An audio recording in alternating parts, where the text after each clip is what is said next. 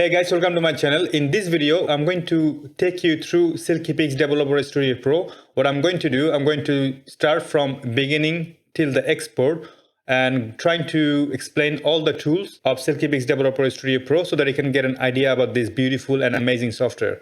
First of all, what is SilkyPix Developer Studio Pro? It's Japanese made for Japanese camera. Personally, I find it one of the most amazing piece of software, even better than Adobe Photoshop or Lightroom, Capture One, and all the mainstream softwares that I have used in the past. Gives beautiful color, has all the tools, very simple to use. One problem I found in the forums that I've read in the past, that it's hard to understand sometimes, especially the Japanese translation, or the manual is not clear enough, not because it's not enough information, but the direct translation from Japanese to English can be very difficult to understand. I get it. So therefore, I decided to create this video. I did make a lot of SilkyPix Developer Studio Pro video in past, so you should go down and take a look at the playlist that I created. However, this one, I'm going to elaborate certain things a bit better than the last time.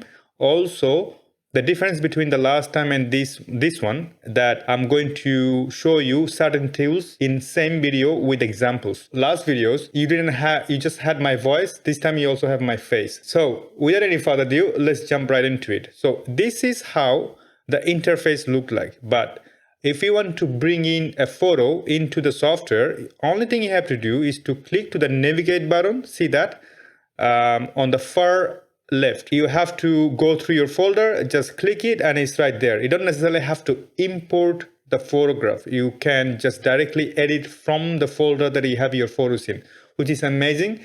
I'm not personally a big fan of importing, cataloging and all that. Although at the far right at the bottom, you can tag them with the red, green and blue, depends on how you prefer it, which is amazing. Like, it's very simple. You don't have kind of too many tools and dials there. It's very simple to use, and then I find it very easy to understand. Now, that's how you import the photograph first. Second, so you can close it so they can have bigger space, and this is the photos I already have ready. So there are 3 different photos that I have here. One, it's almost like a green scenery landscape.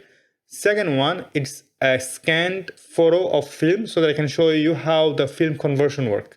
The third one, it's almost like a cityscape. It's a photo of Cinque Terre in Italy.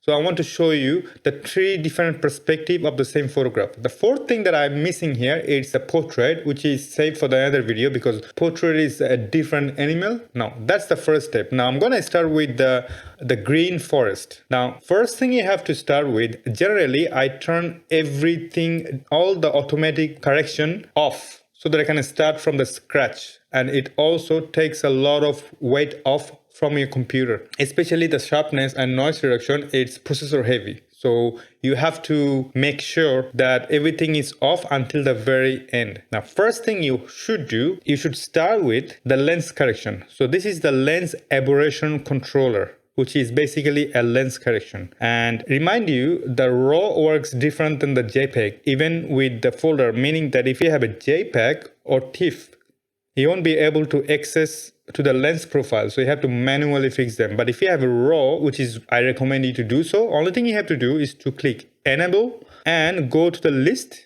For example, this photo is taken with Sigma 18-35. So I need to go to Sigma, find the lens in the list. Generally, I should have it. It's a very popular lens. And then there you go. That's the 18-35. And you can see, I'm going to show you before and after. So that's before and this is after. So it's a quick little change there. Now I've done it and I'm pretty satisfied with the result. I've used it many times before, so I know that it's working. Second thing I need to turn on is the chromatic aberration, which normally I should not be worried about, but this time I'm gonna turn it on anyway for the extra safety. Now that's my step number 1. Then white balance tool. So white balance, generally it's typically work different than any other software. For instance, what I mean by that, the automatic version, they have 2, absolute and neutral. So absolute is quite extreme and neutral is less extreme, automatic version. What it does, if you pay attention to the histogram, if you click absolute or auto, doesn't matter, the lower midtone of the histogram and the highlight of the histogram became completely white. So all the red, green and blue became balanced. So you have a pure white balance. You can also look at the white sky cloud. You don't have any kind of weird color cast.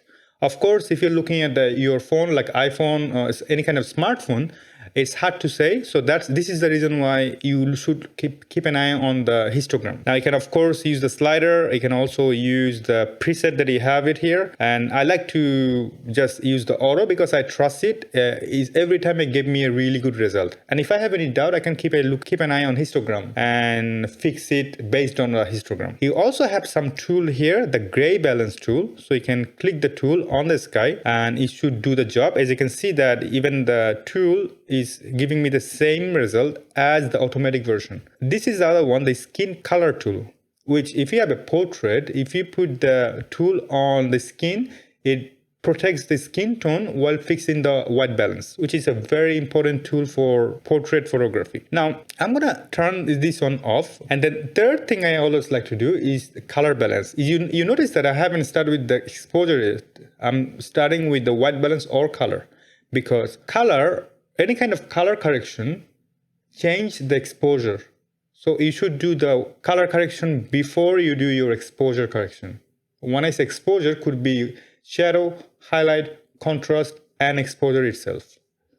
Now, color, generally you have a multiple tool there, multiple preset. First of all, you can click the profile and you have B4 compatible, which is the previous version of SilkyPix, or neutral, which is the SilkyPix own version of the neutral color profile.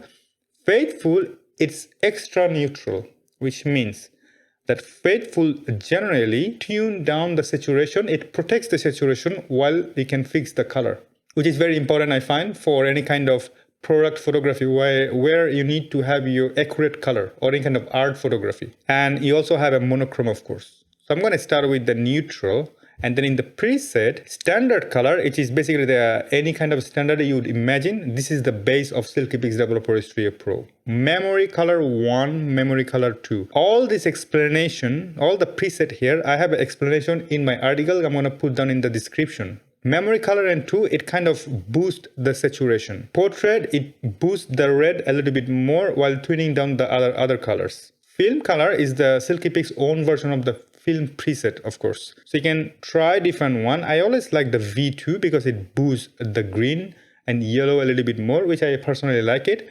If not, I either stick with memory color or standard color. So in this case, I'm going to stick with memory color 1.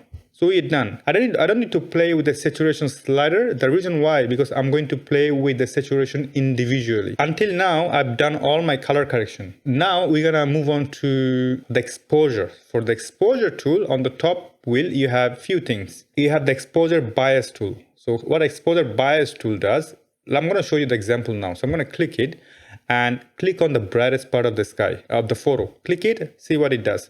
What it's doing is basically, I'm gonna go back, click it again. I'm going to do that in the shadow area as well.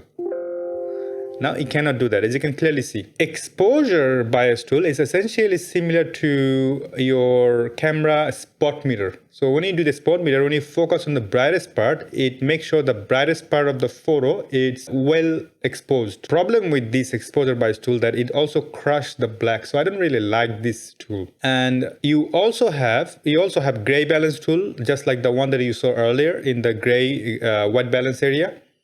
You also have negative inversion tool. So this is an interesting one. So essentially, imagine you have a scanned film negative and you want to convert it to digital photograph. You can easily do that with film negative inversion tool. I'm going to show you right now. So I'm going to go to the next photo where I have a scanned photograph, a TIFF format of film negative. I'm going to click the tool and click on the whitest part of the photo. Could be somewhere near the tire. So I'm going to click it, see what it does. Boom. Clearly saw that it actually did a very good job turning a film negative into a positive photograph, which is very interesting because this tool, according to SilkyPix Developer Studio Pro manual, that it doesn't impact the white balance. It only convert the photograph, which is amazing. So it protects everything else. It works about 90% of the time in my test. I knew the color of this car already, which is not really like that. It was more red. So it did almost a good job. I have another way to turn a film negative to positive, which is inverting the curve. So I have an invert. As you can clearly see, it gives me a different result. Or if you don't have the preset, you can pull down the far right of the curve and pull up the far left, like that. I'm going to do it right now. And as you can clearly see, it's not exactly the same as the one that we saw earlier using the film negative conversion tool. So I think that tool is a very good tool, but needs a little bit of more work from the developer guys. But it's good to have anyway. Now I'm going to convert it so you know now how the tool works. So I'm going to go back to the previous photograph, and you have also chromatic aberration tool. Again, this tool works photo per photo. Some photo it does a very good job, some photo it doesn't. And you also have the spotting tool. Essentially, you can get rid of any kind of dust in your sensor. You can move this tool around. As you can clearly see that you can see in the screen that you can pinpoint the location, which is beautiful, to be honest with you, because I like this tool because of the precision. It's well done by SilkyPix guys. So I'm going to turn this one off so you know that how the tool works. Black label tool, which is similar to exposure bias tool. So you can click the darkest part of the photograph, for instance here in this shadow area, and it tries to create the accurate black. Again, it's an automatic tool. I'm personally never been a big fan of automatic tools in any kind of photo editing, no matter how good it is, because I like to have control over my own edit. So I'm going to go back. So you have the tool there if you want to use it. Now, so I'm going to start manually. So I'm going to bring down the exposure quite a bit, first of all, as long as the far right of the histogram is well fixed. Then I'm going to go to the curve, change to L and move up the midtone. And as you can see that I changed, instead of using RGB, I used L because L only changed the exposure. It doesn't touch my saturation. So I've done that. The photo looks well exposed right now. Then I'm gonna fine tune the sky a little bit more. You have two choices, highlight or this list. Now, what is the difference? I'm gonna show you. Let's say I want to change, reduce the highlight from the sky. So I'm gonna do that by pulling down all the way, and that's one way to do that. Or I'll go back, go to the list and click color burn HDR. And now I'm gonna pull the slider up. You can clearly see the sky changed a lot more better than the highlight slider. So what highlight slider does and what this one does. Highlight slider globally changed the highlight, and I don't find it quite as useful as color burn HDR, where it particularly changed the brightest part of the photograph while protecting the rest of the photo. And that is phenomenal, because imagine that you can actually control highlight or shadow locally without having to go there with your brush or whatever you do in Photoshop. And that is quite significant and amazing and time saver. So that's why I'm using it. So now you know what it does. Same way you can do that with the Dodge HDR. Essentially, it does the same thing. There's a one problem I find, that you cannot do all at the same time.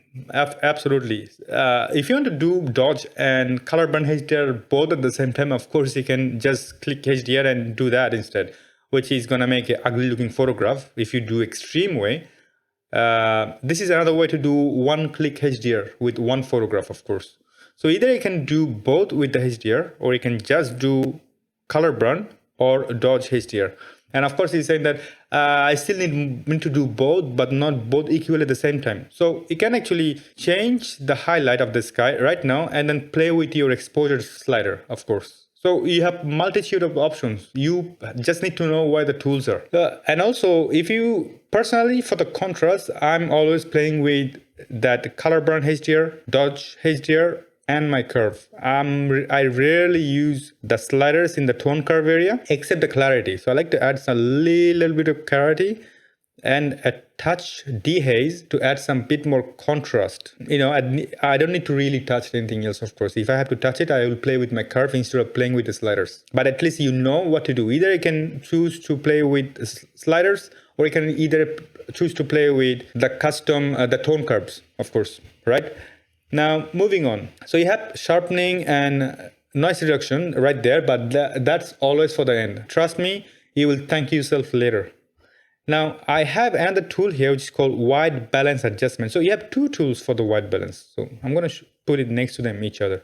So you have traditional white balance right there and the white balance adjustment. So I'm going to start with the white balance. So I already explained to you what the white balance does in terms of temperature and color deflection or tint. Tint and deflection are the same thing. So dark adjustment is another phenomenal thing that I really like. So what it does, dark adjustment simply change the tint of the shadow as you prefer. What I mean, I'm going to zoom in quite a bit. Pay attention to the shadow. So I'm going to slide all the way to the plus 50 and see the shadow change to a bit of reddish tint, or vice versa. If I go complete opposite, minus 50 is from the mid-tone to the dark is changing to complete green. So that's what it does. It has nothing to do with the global part. It only affects the lower mid-tone to the dark area. So what I can do, I can actually add a little bit more tint into the lower mid-tone to dark area. Multi-light source compensation. That's something that is useful when you are taking a photograph into a place where lights is coming from multiple places like concert, restaurant, or something similar. So that's a useful slider. Now I'm gonna turn this one off, of course. And this white balance adjustment, you are going to see the same thing in your Fuji or Canon or Nikon camera. So you have two white balance area where it's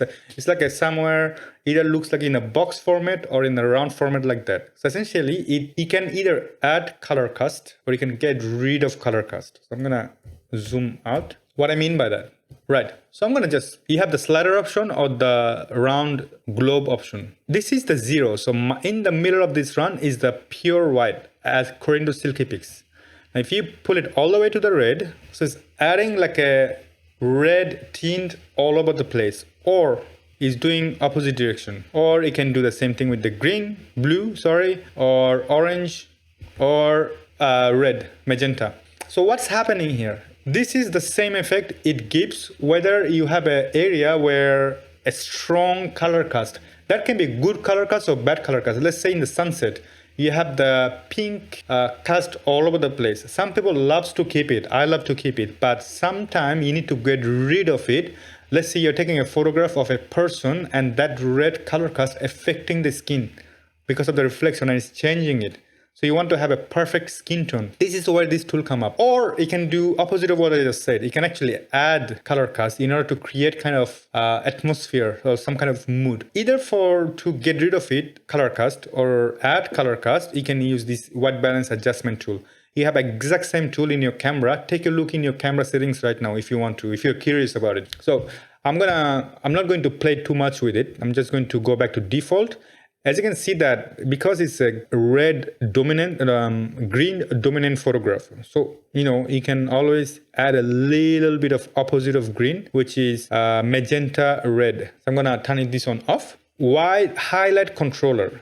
So highlight controller is something interesting. That is one of the unique tool of SilkyPix Developer Studio Pro that I haven't seen anywhere else. So there are many ways you can control highlight, recover highlights. I already told you the traditional exposure bias tool, and I also showed you color band HDR or dodge HDR or HDR in general. Now you also have that traditional highlight slider. So what this does, why don't I show you? When I'm moving the slider, keep an eye on the photograph and the histogram at the same time. So what I'm gonna do, I'm going to pull all the way to the chroma. See that the far right of the histogram moved forward a little bit. I'm going to show you again. I'm going to come back and back all the way to the 0. So what it's trying to do is trying to recover some color from the luminance area. What if I do put all the way to the far up like that? So when you go all the way to the luminance, it's trying to recover light from the color area or highlight from the color area. If you do go all the way to the far left, it's trying to add some light into your light area. It sounds confusing, I understand. Put it this way. You use your traditional slider and you still could not recover maximum highlight that you wanted to. You can come back and play with this slider if you want to. Now, Saturation. So I'm gonna do the same thing. I'm gonna go 0 and I'm gonna go all the way to 100. So again, it's trying to recover the hue and saturation from the color area. What happens is that when you have a photograph, like let's say my hand right here. So you have the light coming from the light source and it's just perfect. It's not clipping anything. But what if it became completely bright, like literally lost all the color from my skin and became completely white? And of course, if you lose any data from your sensor, then it's gone completely. But if you have a little bit room to recover some information from that blown out part, you can use that tool. Luminance restoration is something that, let's say sometimes you really try to recover a lot of highlight from your photograph, but because of that cooking of your photo, you lost a good highlight from your photograph. So you can add some more with the luminance restoration, or you can get rid of it. Look at that. I'm going to add 100. Look at the far right of your histogram. I'm going to go all the way to 0. See that it peaked a little bit. So either you can add some light or get rid of some light. Dynamic range is similar to highlight slider. I'm going to show you right now. So completely 0. You can see that it's completely made the far right flat. Or I'm going to go all the way there and it just took away all the highlight from the photograph. This is the extreme one. So you don't want to use that one too much, to be honest. I'm just going to add 2.20. I think that's about right. So yeah, you have in SilkyPix Developer Studio Pro, you have multiple way to recover your highlight. You have multiple way to work with your exposure. So each tool works different photo per photo. So if you use the same slider, it might work well with one photo where you have to do something else with the another photograph. So just to remind you that one. Now, what else I have? I have the fine color controller tool. So this is interesting. This is basically a HSL slider. It's simple. If you're familiar with the Photoshop and Lightroom, this is a exact same HSL slider. So as you can imagine, you can click on the green, for example, and you can get rid of the saturation all the way, or you can boost the saturation of the green and yellow and green area. And you can change the hue to complete bright green, or you can make it completely orange-ish. Good thing is that nothing is extreme, so you can still will be within the range. You're not going to get out of the range. You're going to be still that. You cannot make a green completely to red or something completely crazy other color. Right, so I'm going to change it. Of course, you have some preset here, of course, the blue sky emphasis, render green emphasis, sunset orange emphasis, erasing orange saturation, easing, or saturated skin. So the name gives away a lot about what the preset does. So I encourage you to play with the preset and the sliders. This is a very powerful tool, and I personally use that a lot to play with my saturation and luminance of my color. So I'm gonna add some more saturation in my greenery and change the hue to a bit more green, and then turn this on off. Of course, my photo is perfect, it's straight. I don't need to play with it, but you can of course either use the tool to go from left to right, or you can just play with the slider. Right, it's pretty good. I mean, I like it. It's really powerful. You can also fix perspective with the perspective correction tool. A really good tool for architecture photography or any kind of places where you need to change the perspective of a photograph. Really powerful tool. I've used it multiple amount of time and it works just perfectly. And you can of course change the perspective of a photograph, as you can clearly see. I'm gonna zoom in a little bit so they can see how it's working. There you go. As you can clearly see, you can change the perspective. You can also change the H perspective to left to right. You can change the degree or angle like that, which is basically stretching the photo. I'm gonna go back to the default. Now I've done that. I mean, you know, I don't want to play with it too much, but at least you know how it works. Now I'm going to change the photo to the Cinque Terre and just to want to show you the rest of the tool using different photograph, just for fun. Because at the end of the day, I mean, otherwise it's going to turn out to be boring with the same photo. So what I can do, I can just change, because it's a Fuji photograph, so I can go to the film simulation, change to Velvia and recover some black because it's crushing. I like it to be a bit more vibrant. So I can go to Dodge HDR and move it up a little bit and see how it works. There you go. As you can clearly see, it brought back a lot of light from the dark area. I'm gonna reduce the highlight a little bit from the sky and add some more brightness, saturation, because it's a beautiful and colorful city and I just love it from the bottom of my heart. So I want to bring something back and then change the white balance a little bit. It's too warm for me, so I'm gonna make it a bit more cooler, but not too much though, because I remember exactly how the area looked like at the time when I took the photograph. So I'm gonna keep it as it is. In fact, what I can do, I can make it cooler, yes, obviously, but I can go back to find color controller and then go to my orange area, put the brightness up a little bit, saturation, change the hue.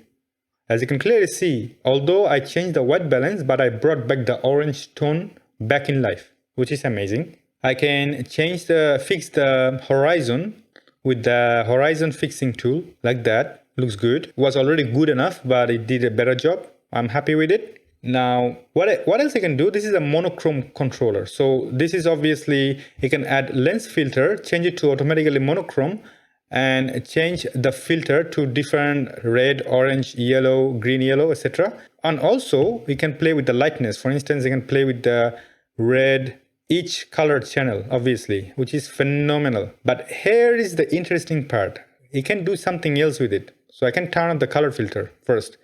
At the bottom, you can say develop as a monochrome. You can untick that one. So it will turn back to color photograph. However, now you can play with the lightness of each color channel. In this case, this is a red, yellow, and orange dominant photograph. So I can play with the red. I can make the red bright or dark. I can also do the same thing with the yellow. Look at that. It's amazing, isn't it? So you got the idea. Also, I can do the same thing with my previous photograph. I'm going to go back to my green photo and then bring back my monochrome controller, turn on the lightness, but untick the develop as a monochrome and play with my greenery. Check this out. It's amazing. So it's made for monochrome or black and white photograph, but I can still use it for my color photo. That's phenomenal. So you got the idea though. So this is amazing. Something that you learned.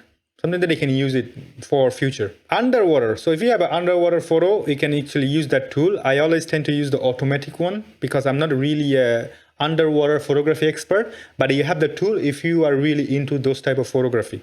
And then obviously, now last but not the least, you have partial color controller or local adjustment tool. So what I can do, I can play with the sky. So obviously you have the graduated filter tool, which I don't like in this kind of photography, this particular photo. So what I can do, I can use the polygon tool, add a polygon, just nice and quick, just for the sky. And then what I can do, I'm just gonna finish it quickly because the video is going to be really long. And double click it to turn this on off.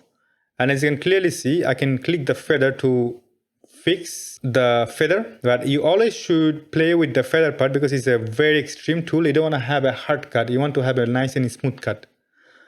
And then reduce the lightness of the sky. Maybe just a touch. Enough to feel it, not too much to be able to see it. So maybe -3 should be fine. And add some more feather. There you go. So looks about right. And crop, you have the crop here. You have the preset on at the bottom, cropped method. So you can constrain the original. You can specify the tool. You can do the print size. So you can do all kind of stuff with that. Now I'm going to turn this on off. I'm not going to use the crop tool because I'm happy with the crop. Now I'm going to finish with the sharpness and noise reduction. So I'm going to start the noise reduction first. In this case, I have the mode standard mode and the fine detail mode. What fine detail does, it will protect the bright part and only apply the noise reduction at the shadow area. So because noise reduction generally take away all kind of detail if you're using the heavy noise reduction. A fine detail will protect your detail. So I'm going to start with the noise reduction fine detail and add about 26. Good thing is that SilkyPix telling you that you should add 26 by this little mark there. And the smoothness, same. Smoothness is luminance and color distortion is color noise. Just to let you know. And you also have the level of noise reduction. You can stick with standard or little strong or really strong. I'm going to stick with standard. Now sharpening, I'm going to use default and you have few options. natural sharp, normal sharp, pure detail, and unsharpened. In my article, I explained each of them with bigger explanations. You should go down and then check it out. But I'm going to stick with natural sharp only because natural sharp generally adds sharpness while protecting the soft area of the photograph, which is important for high ISO photo and photo with the portrait and the blur, with the background blur. Now finishing with demosaic sharpening. Now this is the one of the unique thing about SilkyPix Developer Studio Pro. One of the, there are many other I just showed you. The demosaic sharpening essentially lets you add input sharpening, which is very rare in photo editing software. So you get to decide how much you want to add sharpness for this specific raw photo. You can either reduce it, you can either bump it up. More the better in terms of the detail. However, if it's a noisy photo, you have to reduce it. So in SilkyPix already give you a mark right there that it's recommending you to add a 75 for this particular photo, where if I go to other photo, this one, SilkyPix changed the mark to 39. Why? Because the ISO is 1250, is quite high. So it's saying that yeah, you can add it, but not too much because the ISO is really high. I'm going to change for this photograph as well, the sharpening and the noise reduction. Now, just to finish it, now we are going down to export. So you have batch export or you have individual export. Individual export, you can use Control S like that, and you can change your folder wherever you want to add. Then in the setting area, you can either change either JPEG or TIFF. Let's say you want to change to TIFF. You can either go to custom and then choose RGB 16-bit maximum information or 8-bit just for printing. You can change your size to 100% or you can make it bigger or smaller. Depends on how you prefer. So you have the option if you want to change it. The enhanced setting, on the other hand, lets you add output sharpening, first of all. So whether you want to add for web or the original image, or for big size printing. So generally, as you can clearly see, when I changed to L size printing, it added crazy sharpening, which looks really ugly generally for web. But when you're printing it, it tends to be less sharp anyway. So you have to add extra sharpness in order to bring more details. So you have that. You can also add watermark. Like here, you can have the imprint data, of course. In this case, I'm going to add none. I'm going to go back to basic and change to JPEG. So anyway, so you have this option. In the JPEG as well, you can add maximum, like highest JPEG quality. You have the preset for web. You have preset for printing. I'm going to stick with web because generally my photo goes to Facebook or my website anyway. And also you can add watermark like that. You can add the watermark like that and you can see how it's going to look like. Or you can add your own. For instance, I'm going to add tutorial and add it. And as you can clearly see that after I wrote tutorial in the little box, it added the tutorial on the photograph.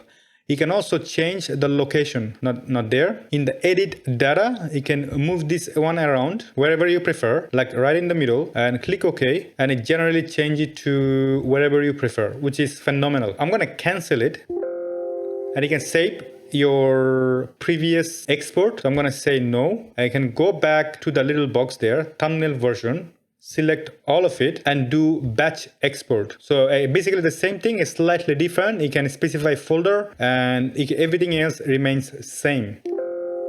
So I'm gonna shut this one off too. So anyway, I'm not gonna go into the trouble of exporting it and showing it to you, but at least you got an idea how SilkyPix Developer Studio Pro works and how you can use it for your own benefit. I really hope this long and big video actually was helpful to you. If so, please do like and subscribe, and I see you in the next video. Bye bye.